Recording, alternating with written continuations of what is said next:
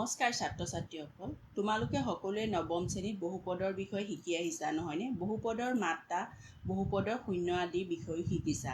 আহাচোন আজি আমি বহুপদ এটাৰ শূন্যবোৰৰ জ্যামিতিক অৰ্থৰ বিষয়ে আলোচনা কৰোঁ। তোমালোক সকলোৱে ax + b য'ত a ≠ 0 আৰ্হিৰ ৰৈখিক বহুপদ এটাৰ লেখ আঁকি আহিছা নহয়নে? সেই লেখডালেই হৈছে বহুপদটোৰ জ্যামিতিক প্ৰদৰ্শন। ax + b আকাৰৰ ৰৈখিক বহুপদ এটাৰ লেখডাল কেনেকুৱা আছিল? লেখডাল হয় এনেকুৱা আছিল, নহয় এনেকুৱা আছিল নহয়নে? লেখডাল এডাল সৰলৰেখা আছিল। কেতিয়াবা সি এইফালে, কেতিয়াবা এইফালে বা কেতিয়াবা এনেকৈ চিধাকৈ বা এনেকৈও গৈছিল নহয়নে? এই লেখডালে x অক্ষৰ কোনটো বিন্দুত কাটিছে? এই লেখডালে x অক্ষৰ এই বিন্দুটোত কাটিছে নহয়নে? এই বিন্দুটোৰ স্থানাংকই হ'ব এই বহুপদটোৰ শূন্য অৰ্থাৎ xৰ মান। ঠিক তেনেদৰে এই লেখডালে x অক্ষৰ কোনটো বিন্দুত কাটিছে? এইটো বিন্দুত কাটিছে নহয়নে? এই বিন্দুটোৰ স্থানাংকই হ'ব এই লেখডালৰ বহুপদটোৰ শূন্য অৰ্থাৎ xৰ মান। আমি আগতেই গম পাইছিলোঁ যে এটা বহুপদৰ মাত্ৰা যিমান, বহুপদটোৰ শূন্য সংখ্যাও সিমান।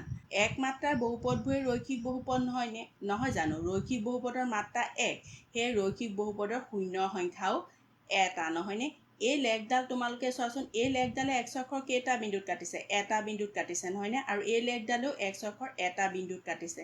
অৰ্থাৎ ৰৈখিক বহুপদ এটাৰ লেখডালে x অক্ষৰ এটা বিন্দুতহে কাটে। যেনেকেই নাকাটা সি x অক্ষৰ এটা বিন্দুতেই কাটিব। ইয়াৰ পৰা আমি বহুপদটো নাথাকিলেও লেখডাল চাই বহুপদটোৰ মাত্ৰা অৰ্থাৎ শূন্য সংখ্যা আমি কৈ দিব পাৰিম।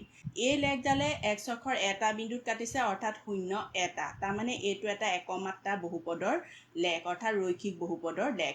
এই লেখডালেও x অক্ষৰ এটা বিন্দুত কাটিছে অৰ্থাৎ এই বহুপদটোৰ শূন্য এটা অৰ্থাৎ এইটো এটা ৰৈখিক বহুপদৰ লেখ বুলি আমি কৈ দিব পাৰিম।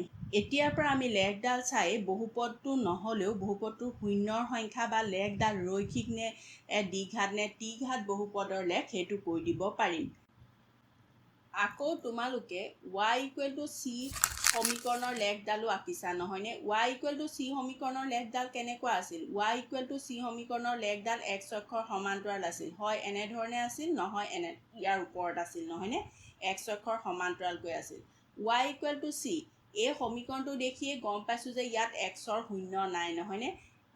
এই লেখডাল চোৱাচোন, এই লেখডালে x অক্ষৰ এটাও বিন্দুত কটা নাই নহয়নে? xৰ যিহেতু শূন্য নাই সেয়েহে লেখডালে x অক্ষৰ এটা বিন্দুটো কটা নাই। এতিয়া তোমালোকে নিশ্চয় গম পাইছা এটা বহুপদৰ লেখডালে x অক্ষৰ যিমানটা বিন্দুত কাটে সেই বহুপদটোৰ xৰ শূন্য সংখ্যা সিমানটাই হয়। এতিয়া আহাচোন আমি দ্বিঘাত বহুপদ এটাৰ লেখডাল কেনেধৰণৰ হয় সেইটো চাওঁ। ax² + bx + c য'ত a ≠ 0 আৰ্হিৰ দ্বিঘাত বহুপদ এটাৰ লেখ তোমালোকে সকলোৱে অঁকা নাই যদিও এডভান্স মেথমেটিক্স থকা ছাত্ৰ ছাত্ৰীসকলে নিশ্চয় আঁকিছা। সকলোৰে বাবে কওঁ, দ্বিঘাত বহুপদ এটাৰ লেখডাল এনেধৰণৰ হয়। দ্বিঘাত বহুপদ এটাৰ লেখডালে x অক্ষৰ কেইটা বিন্দুত কাটিছে? দুটা বিন্দুত কাটিছে নহয়নে? আমি জানো দ্বিঘাত বহুপদৰ xৰ শূন্য সংখ্যা দুটা। সেয়েহে চোৱাচোন লেখডালেও x অক্ষৰ দুটা বিন্দুত কাটিছে নহয়নে? এতিয়া তোমালোকে নিশ্চয় বুজি পালা এডাল লেখে x অক্ষৰ যেইটা বিন্দুত কাটে সেই বহুপদটোৰ xৰ শূন্য সংখ্যাও সিমানটা হয়। এতিয়া আহাচোন অনুশীলনী 2.1ৰ প্ৰশ্নকেইটাৰ উত্তৰ দিওঁ। অনুশীলনী 2.1ৰ প্ৰশ্নটো হৈছে কিছুমান বহুপদ y = pxৰ লেখবোৰ তলৰ চিত্ৰত 2.10 দিয়া আছে। প্ৰতিটো ক্ষেত্ৰত pxৰ শূন্যৰ সংখ্যা উলিওৱা। ইয়াত কিছুমান y = px বহুপদৰ লেখৰ চিত্ৰ দিয়া আছে। চিত্ৰবোৰৰ পৰা প্ৰতিটো ক্ষেত্ৰত pxৰ শূন্যৰ সংখ্যা উলিয়াবলৈ কৈছে অৰ্থাৎ xৰ শূন্যৰ সংখ্যা উলিয়াবলৈ কৈছে। 1 নম্বৰটো চাওঁ আহাচোন।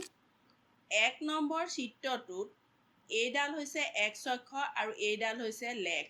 লেখডালে x অক্ষৰ কেইটা বিন্দুত কাটিছে? এটাও বিন্দুত কটা নাই নহয়নে? অৰ্থাৎ এই বহুপদটোত xৰ শূন্য নাই। দ্বিতীয় চিত্ৰটো চাওঁ আহাচোন। এই চিত্ৰটোৰ এই লেখডালে x অক্ষৰ কেইটা বিন্দুত কাটিছে? x অক্ষৰ এটা বিন্দুত কাটিছে অৰ্থাৎ শূন্যৰ সংখ্যা এটা। 3 নম্বৰ চিত্ৰটো চাওঁ আহাচোন। 3 নম্বৰ চিত্ৰটোৰ এই লেখডালে x অক্ষৰ কেইটা বিন্দুত কাটিছে? এটা, দুটা, তিনিটা বিন্দুত কাটিছে নহয়নে?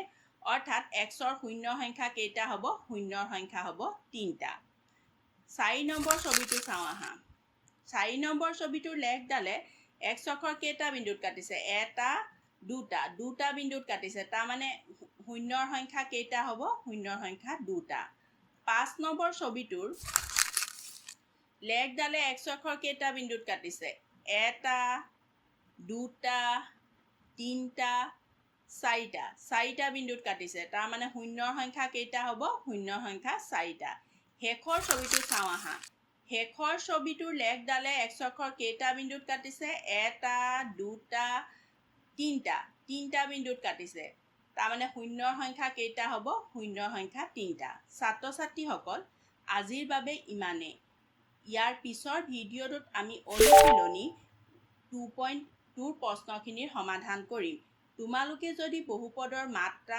বহুপদৰ শূন্য আদিৰ বিষয়ে পাহৰি গৈছা তেতিয়াহ'লে নৱম শ্ৰেণীৰ বহুপদৰ ভিডিঅ'ৰ লিংক মই ডেছক্ৰিপশ্যনত আৰু ওপৰত দি দিম তোমালোকে চাই ল'ব পাৰিবা ধন্যবাদ